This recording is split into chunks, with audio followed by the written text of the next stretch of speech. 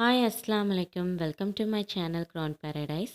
இன்றைக்கி நம்ம சேனலில் ஒரு சூப்பர்வான ரெசிபி தான் நம்ம பார்க்க போகிறோம். நவாபி சிக்கன். நம்ம சேனலை ஃபஸ்ட் டைம் பார்க்குறாந்தா மறக்காமல் சப்ஸ்கிரைப் பண்ணிவிடுங்க. உங்களுக்கு பிடிச்சிருந்தா கண்டிப்பாக லைக் பண்ணுங்கள். தென் உங்களுடைய ஃபீட்பேக்கையும் மறக்காமல் கமெண்ட் செக்ஷனில் ஷேர் பண்ணுங்கள். நவாபி சிக்கன் வந்து ரொம்ப ஈஸிங்க. ரொம்ப எம்மியாக இருக்கும். ரொம்ப வந்து க்ரீமியாக இருக்கும். ரொம்ப ஜூஸியாக இருக்கும். ஸோ கண்டிப்பாக வீட்டில் ஒன்ஸ் நீங்கள் ட்ரை பண்ணி பாருங்கள். கண்டிப்பாக கிட்ஸுக்குலாம் ரொம்ப ரொம்ப பிடிக்கும். இது எப்படி பண்ணலாம் அப்படிங்கிறத நம்ம வீடியோவில் பார்க்கலாம். வாங்க வீடியோக்குள்ளே போகலாம்.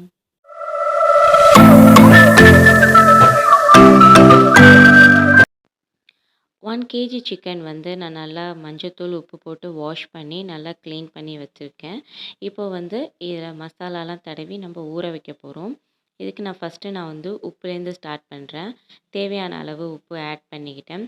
அதுக்கப்புறம் வந்து தேவையான அளவுக்கு காரத்துக்கு தகுந்த மாதிரி நீங்கள் வந்து மிளகாத்தூள் ஆட் பண்ணிக்கோங்க. நான் காஷ்மீரி மிளகாத்தூள் எடுத்திருக்கேன்.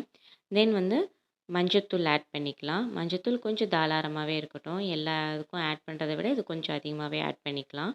அதுக்கப்புறம் வந்து நான் கறி மசாலா தூள் இல்லைன்னா கரம் மசாலா தூள் 2ல் ஏதாவது உங்கள் ஆப்ஷன். நான் 1 ஸ்பூன் ஆட் பண்ணிக்கிட்டேன். இஞ்சி பூண்டு பேஸ்ட்டும் நான் 1 ஸ்பூன் வந்து நான் எடுத்திருக்கேன். அப்புறம் நான் புளிப்பு இல்லாத தயிர் வந்து 2 டேபிள் ஸ்பூன் நான் எடுத்திருக்கேன். நீங்கள் புளிப்புள்ள தயிர் எடுத்துக்கிட்டிங்கன்னா, எலுமிச்சம்பழத்த வந்து கம்மியாக வந்து யூஸ் பண்ணுங்கள்.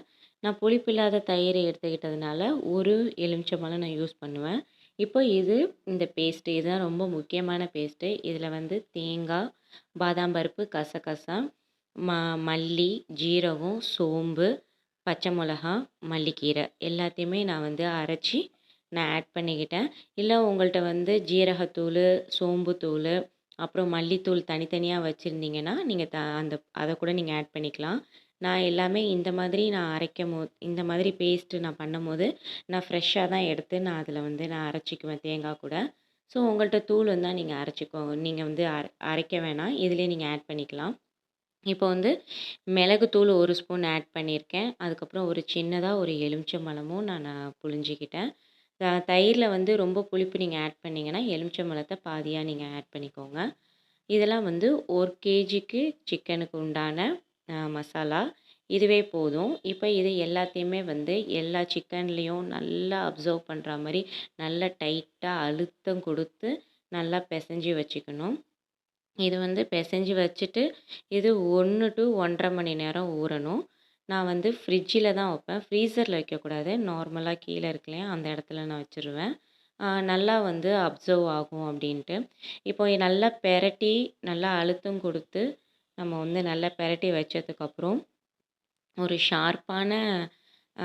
ஷார்ப்பான ஒரு ஃபோர்க்கோ இல்லைன்னா நைஃபோ வச்சோ நல்லா வந்து குத்தி குத்தி விடணும்.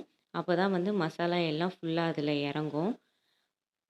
இந்த மாதிரி நல்லா எல்லா பீசஸ்லேயும் நல்லா குத்தி விட்டுட்டு 1 டூ 1 1/2 மணி நேரம் கண்டிப்பாக இது எவ்வளோக்கு எவ்வளோ அதிகமாக ஊறுதோ அவ்வளோக்கு அவ்வளோ டேஸ்ட்டாக இருக்கும். ஊற வச்சதுக்கப்புறம் இப்போது 1 1/2 மணி நேரம் ஆயிடுச்சு. அதுக்கப்புறம் எண்ணெயில் பட்டை, கிராம்பு, ஏலக்காய் அது சேர்த்துக்கோங்க. எண்ணெயும் சேர்த்துக்கணும். வேணும்னா நெய்யும் நீங்கள் சேர்த்துக்கலாம். நான் வந்து ஒரு பெரிய பல்லாரி வெங்காயம் நான் எடுத்து ஃபைனாக சாப் பண்ணி நான் நல்லா வதக்கிக்க போகிறேன். கோல்டன் ப்ரவுன் வர வரைக்கும் நான் வதக்கிக்க போகிறேன். இப்போ வந்து இதில் இன்னொரு ஸ்டைலையும் நம்ம பண்ணலாம். இப்போது நம்ம மசாலா பெரட்டி வச்சோம் இல்லையா, அப்போவே வந்து ஆனியனை நல்லா கோல்டன் ஃப்ரை பண்ணி, ஆனியனை நல்லா உடச்சி விட்டு, அந்த மசாலா ஊற வச்சுருக்கோம் இல்லையா, அது கூடவே சேர்த்து கூட நம்ம ஊற வச்சிடலாம். பட் நான் செய்ய மாட்டேன். நான் எப்போதுமே இப்படி தான்.